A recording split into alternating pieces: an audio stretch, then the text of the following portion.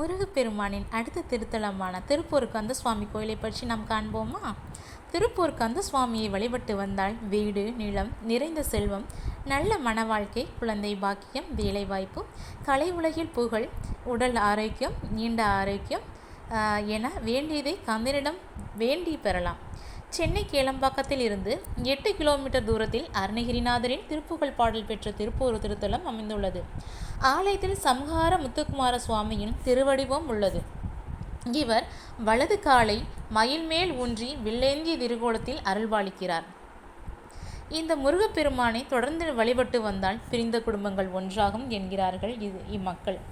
இத்தலம் முருகப்பெருமான் பனைமரத்து அடியில் கிடைத்ததால் அந்த பனைமரத்தினால் ஆன பெட்டியை ஆலய பிரகாரத்தில் வைத்துள்ளனர்.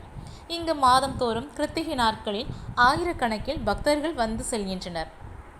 ஆடி மற்றும் தை கிருத்திகை நாட்களில் அழகு குத்துதல், முடிக்காணிக்கை, காவடி அடித்தல் என பக்தர்கள் தங்கள் வேண்டுதல்களை நிறைவேற்றி வழிபடுகிறார்கள்.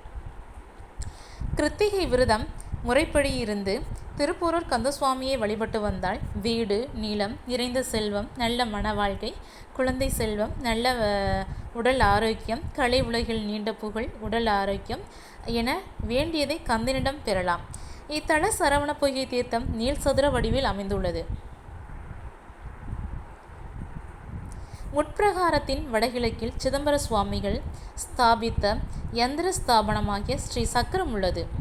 இதில் விநாயகர், வள்ளி தேவாயனுடன் கூடிய முருகர், சிமன், உமையவள், சண்டேஸ்வரர், அஷ்டதிக் பாலகர், பைரவர்களுக்கு உரிய மந்திர எழுத்துக்கள் பொறிக்கப்பட்டுள்ளன.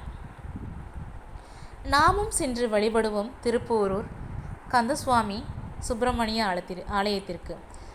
நம்ம வீடியோவை தொடர்ந்து பாருங்கள், ஆதரவு கொடுங்க. ஃபஸ்ட் டைம் பார்க்குறவங்க சப்ஸ்கிரைப் பண்ணுங்கள், அதிகளவு ஷேர் பண்ணுங்கள். அப்போ தான் நான் அதுக்கப்புறம் போடக்கூடிய முருகனோட ஷார்ட்ஸ் வீடியோஸ் எல்லாமே உங்களுக்கு நோட்டிஃபிகேஷனில் வரும். சப்ஸ்கிரைப் பண்ணுங்கள். நன்றி மக்களே.